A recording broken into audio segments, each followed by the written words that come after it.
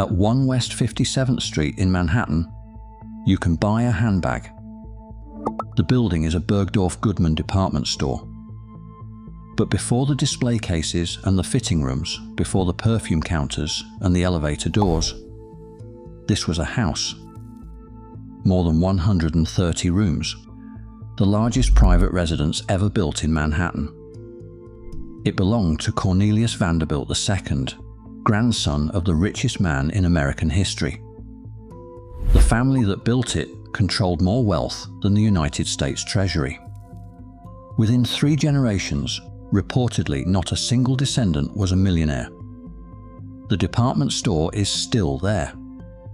The site where Bergdorf Goodman stands is not an accident. It is a summary. An entire dynasty compressed into a single city block. A palace replaced by a shop. A family name reduced to a footnote that most shoppers never read. But to understand how the wealthiest family in American history ended up with museums, tourist attractions and department stores where their private rooms once stood, you have to start not on Fifth Avenue but in New York Harbor.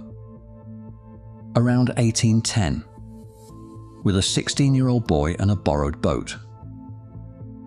Cornelius Vanderbilt, later known universally as the Commodore, borrowed $100 from his mother to purchase a small periauga, a flat-bottomed sailing boat used to ferry passengers and cargo between Staten Island and Manhattan.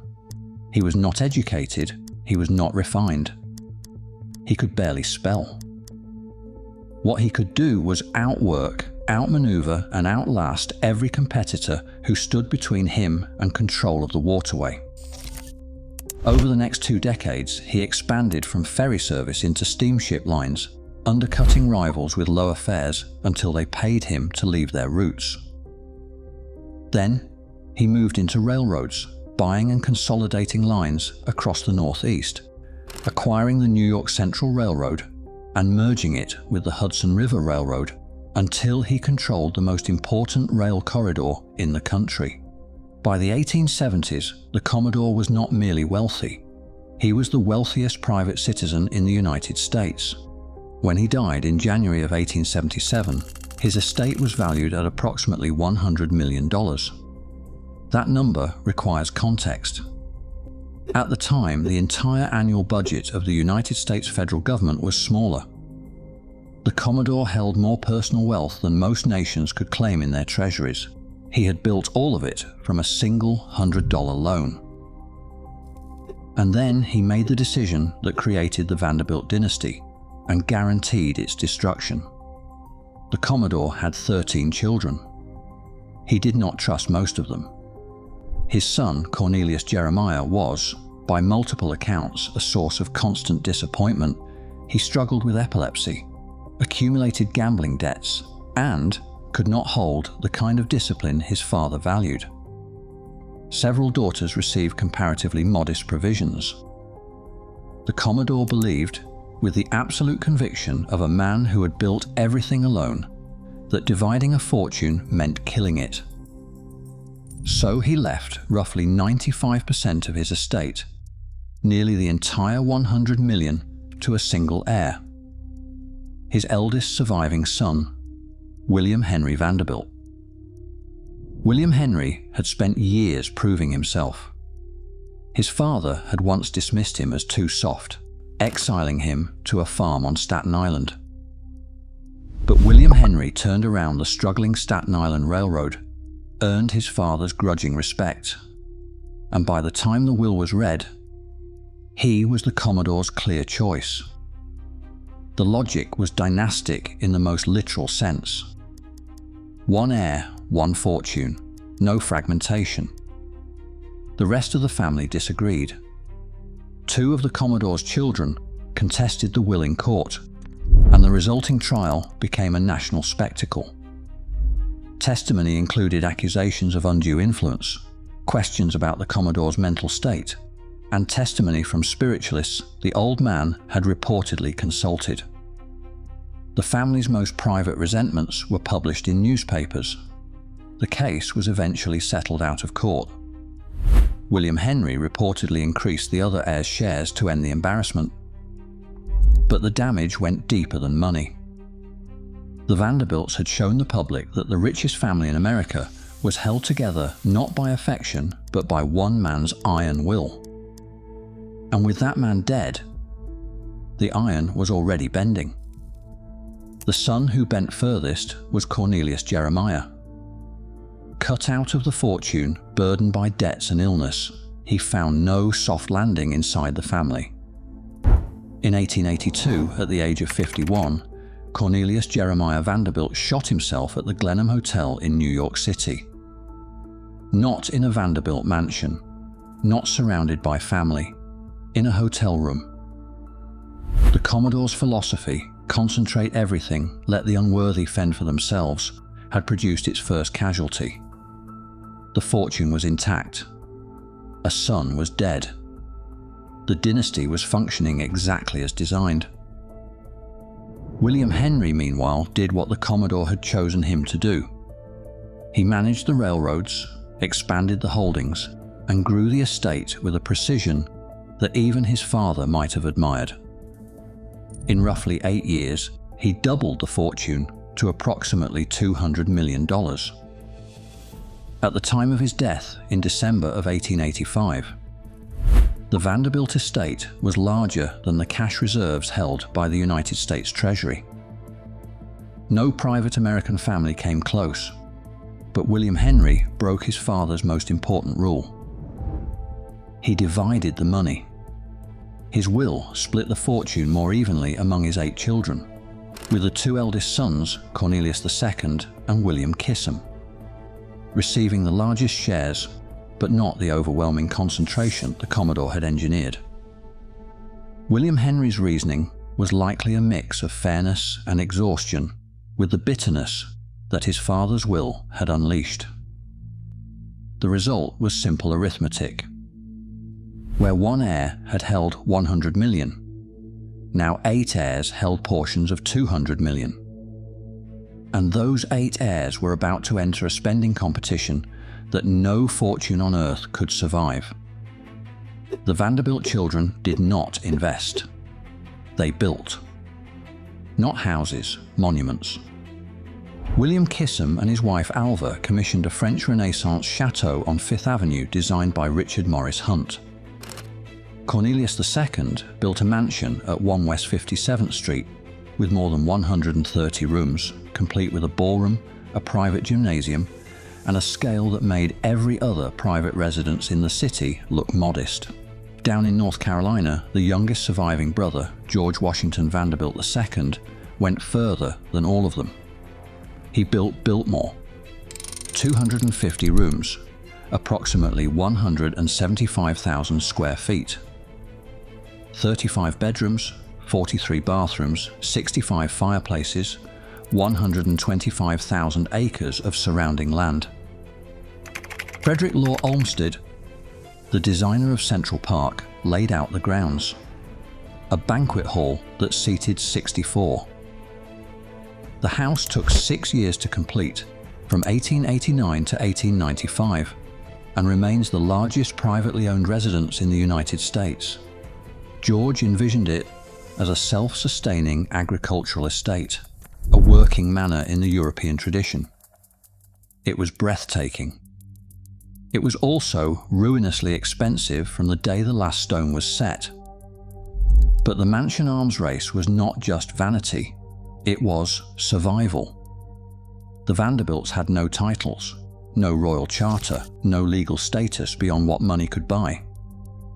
Their entire identity as American royalty depended on one thing: visible, undeniable, overwhelming wealth. The palaces were the proof. Stop building, stop spending, and the claim collapsed. The system required constant performance, and no one performed harder than Alva.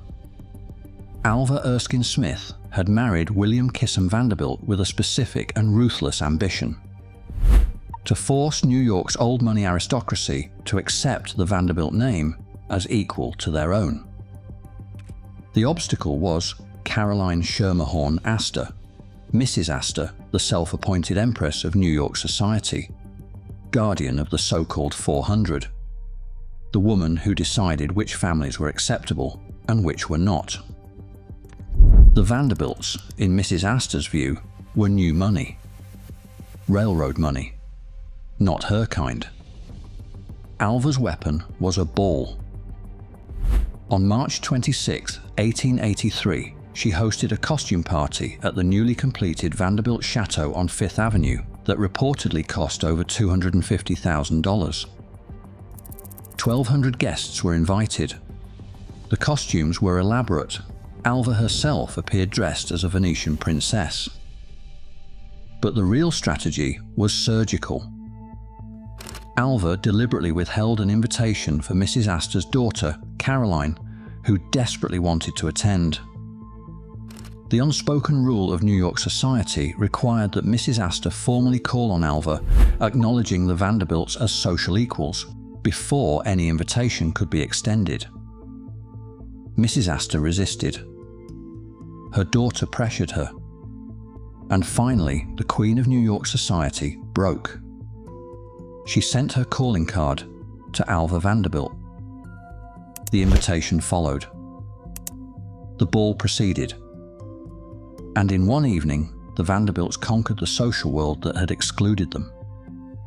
The 1883 ball is widely regarded as the night the Vanderbilts became American royalty. It was a coronation without a crown, a victory purchased entirely with cash and calculation. Alva had forced the gates open. The cost was not just money. It was a precedent. From that night forward, being a Vanderbilt meant performing at this level. The Newport summer season, the Fifth Avenue winter season, the opera boxes, the servants, dozens at the breakers alone, governed by strict household hierarchies, formal meals served under protocol, afternoon drives in carriages, ladies in waiting and governesses for the children, European tours, court-level etiquette in a country that did not have a court. The Vanderbilts had to keep spending, not because they wanted to, but because stopping meant admitting the royalty was an act. Alva understood this better than anyone, which is why she built Marble House. Her Newport cottage cost approximately $11 million, roughly $7 million for construction and $4 million for an estimated 500,000 cubic feet of marble.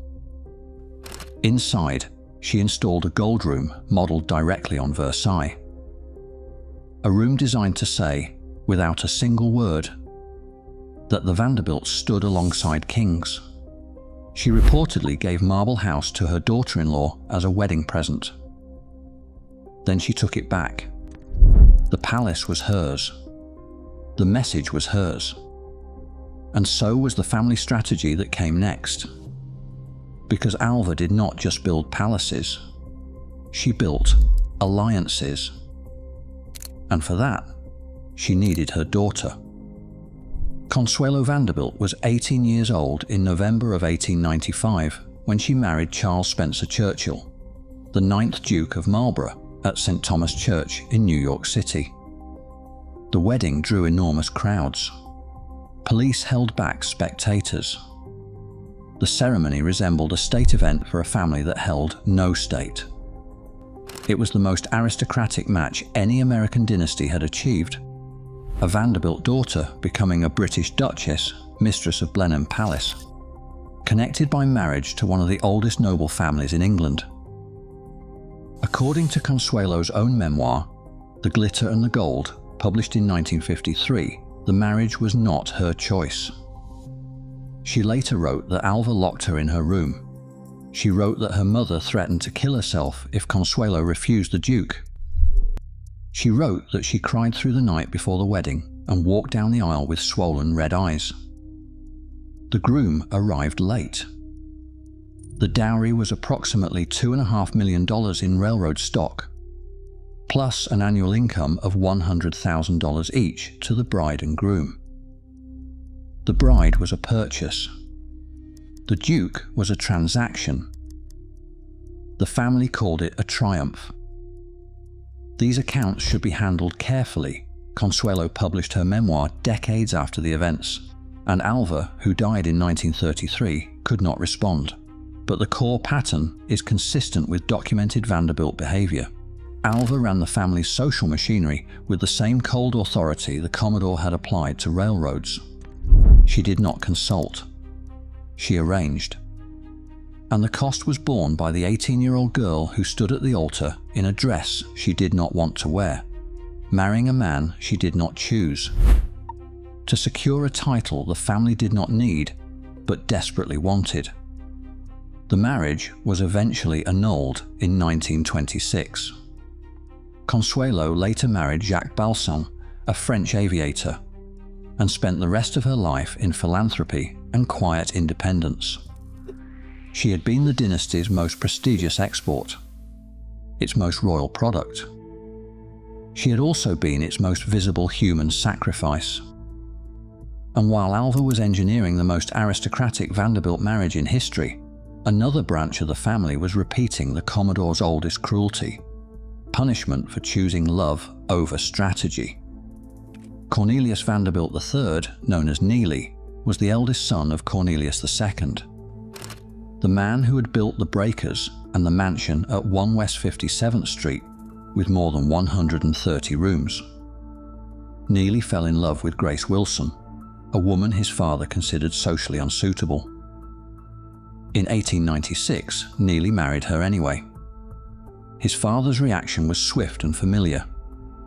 Cornelius II effectively disinherited his eldest son. When Cornelius II died in 1899 at 55, his health broken after suffering a stroke in the aftermath of the family conflict. The bulk of his approximately $72 million estate went to younger brother Alfred. Neely received, depending on the source, somewhere between $500,000 and $1.5 million. A comfortable sum by any ordinary standard. A deliberate humiliation by Vanderbilt ones. The Commodore had disinherited children who defied him. His grandson did exactly the same. The pattern was hereditary. The family had spent 30 years building American palaces, purchasing a British duchess, and performing royalty for a republic. The fortune was already bleeding. And now the physical monuments themselves began to disappear. The Petit Chateau at 665th Avenue, the William Kissam Vanderbilt mansion where the 1883 ball had transformed the family's social standing, was demolished in 1926. It had stood for barely 4 decades. The neighborhood had turned commercial.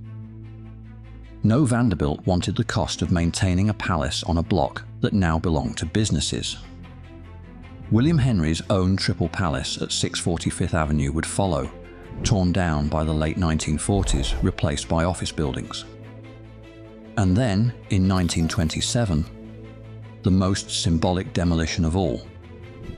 The Cornelius II mansion at 1 West 57th Street, with its more than 130 rooms, was torn down and replaced by Bergdorf Goodman, a department store standing on the bones of the largest private home in Manhattan. The family's most imposing statement of permanence replaced by retail. You can walk through the building today, you can ride the elevator, you can try on shoes in a space that once held Cornelius Vanderbilt's private ballroom. There is no plaque. There is no memorial. The store does not advertise what it replaced. The surviving mansions fared only slightly better. Biltmore, George Washington. Vanderbilt's 250-room estate survived because the family turned it into a business. George had died in 1914 at 51. His wife Edith, facing impossible maintenance costs on an estate designed for a fortune that no longer existed, sold approximately 87,000 acres to the United States government. That land became Pisgah National Forest. In 1930, the family opened the house to paying visitors. Today, Biltmore draws roughly 1.4 million tourists a year. They buy tickets, They visit the winery, they stay at the inn. The grandest Vanderbilt palace survived not as a home, but as a product. The breakers survived too. The Preservation Society of Newport County began operating it as a museum in 1948. But here is the detail that makes the Vanderbilt story feel like something a novelist would hesitate to invent. Cornelius II's daughter, Gladys Vanderbilt Sekenyi, retained a private apartment on the 3rd floor. She lived there until her death in 1965. For nearly 2 decades, a Vanderbilt occupied a few private rooms upstairs, while tourists paid admission to walk through the family's 70-room mansion below. The palace and the museum existed in the same building, separated by a staircase and a century of decline. While the houses were falling and converting, the family's youngest generation was being torn apart in public. Reginald Claypool Vanderbilt, one of Cornelius II's younger sons, was an alcoholic. He died in 1925 at 45 from cirrhosis and internal hemorrhage. His estate was reportedly worth approximately $5 million, heavily encumbered by debts. $5 million. His grandfather had held $200 million. The scale of the decline is not a metaphor. It is arithmetic. Reginald left behind a young daughter, Gloria Laura Vanderbilt, born in 1924. In 1934, 10-year-old Gloria became the most famous child in the country, not for anything she achieved, but for what her family did to her in front of the entire press corps. Gloria's aunt, Gertrude Vanderbilt Whitney, a sculptor, art collector, and the woman who had founded the Whitney Museum of American Art in 1930, sued Gloria's mother, Gloria Morgan Vanderbilt, for custody. The trial was a tabloid bonfire. Witnesses testified about the mother's nightlife, her spending habits, her personal relationships, and her alleged neglect. The child at the center of the case was dragged through every newspaper in New York. The press gave her a title that stuck for the rest of her life: the poor little rich girl. Gertrude won custody. The Vanderbilt family, which had once controlled more wealth than the federal government, was now fighting in a public courtroom over the care of a single child and the management of her trust fund. The dynasty that had purchased a British duchess with $2.5 million in railroad stock could not settle a custody dispute without tabloid photographers on the courthouse steps.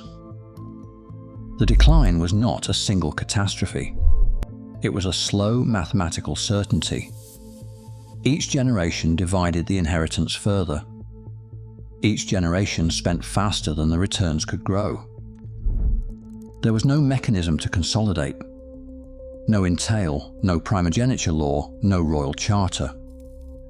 The Commodore had understood this danger instinctively, which is why he had concentrated everything in one son. William Henry reversed that decision in the name of fairness, and fairness, distributed across competing mansions, Newport seasons, 1,200 guest balls, European tours, imported marble, Duchess dowries, and armies of servants, devoured the fortune faster than anyone predicted. No new Vanderbilt emerged with the Commodore's ability to build. By the mid-20th century, no Vanderbilt appeared on any list of America's wealthiest families. The complete arc, from a $100 ferryboat loan to $200 million to financial irrelevance, took 3 generations.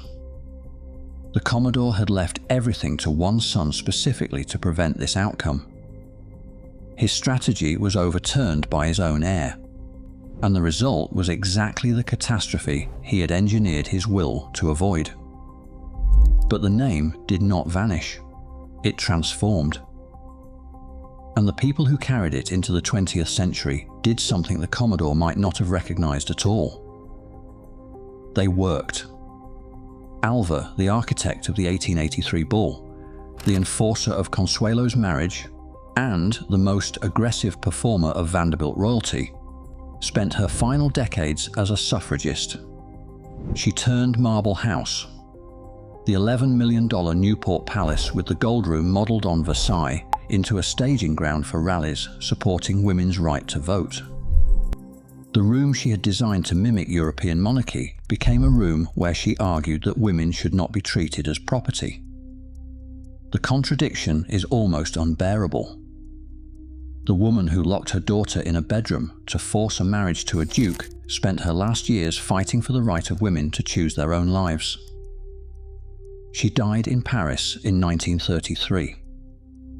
Whether she ever reconciled those two chapters of her life, no memoir records. Gloria Vanderbilt, the poor little rich girl, grew up to build her own fortune. She became a fashion designer, an artist, a writer, an actress. In the 1970s and 80s, the Gloria Vanderbilt jeans brand generated enormous commercial success. Not Vanderbilt Dynasty money, but self-made money, earned under her own name.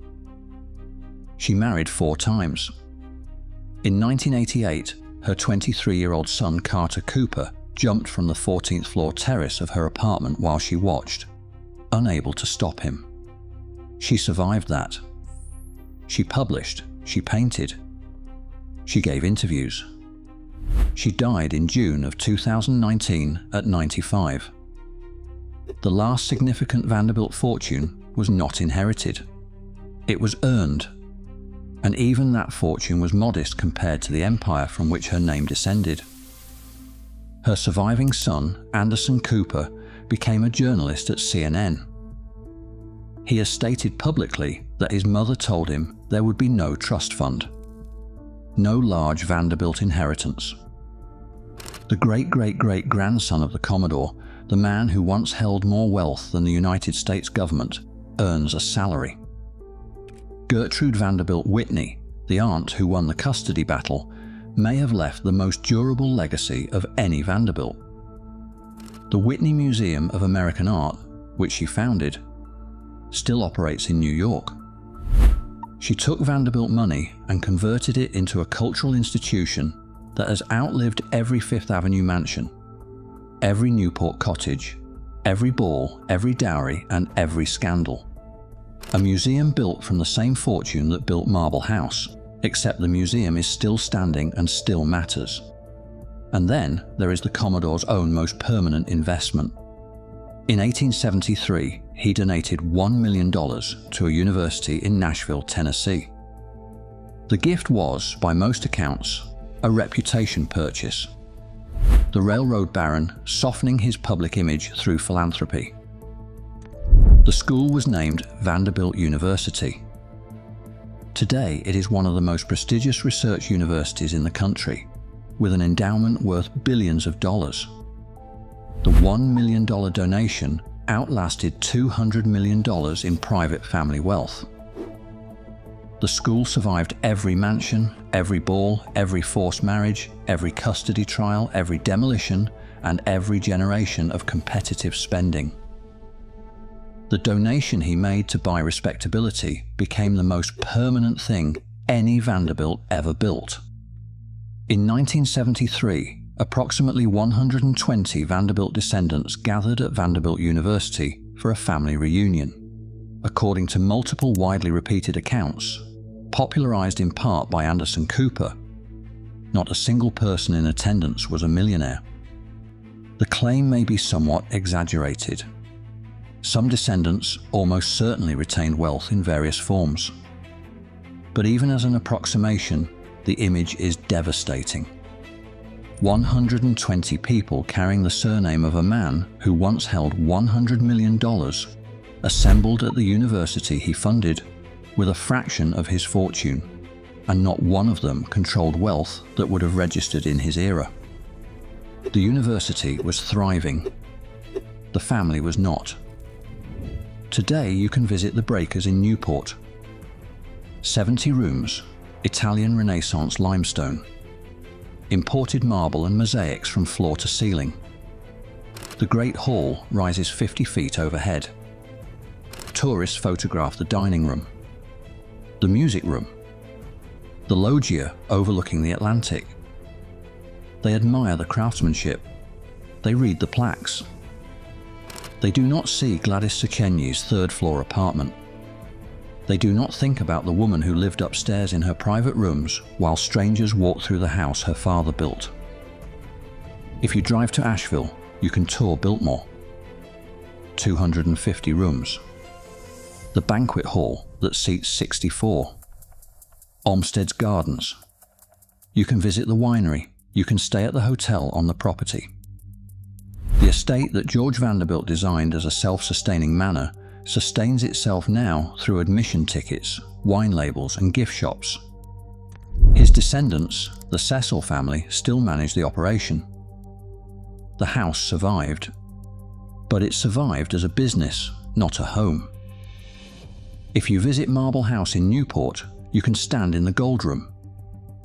500,000 cubic feet of marble surround you. The ceiling is gilded. The mirrors reflect a room that was built to rival Versailles. Alva hosted the ball that crowned the Vanderbilts here. She later held suffragist rallies in the same room. The marble remains. The family does not. And if you walk along Fifth Avenue in Manhattan, past 57th Street, you will find Bergdorf Goodman. You can buy shoes where more than 130 rooms once stood. There is no plaque, no historical marker, no indication that the ground beneath the fitting rooms once held the largest private residence in the city, built by a grandson of the richest man in America.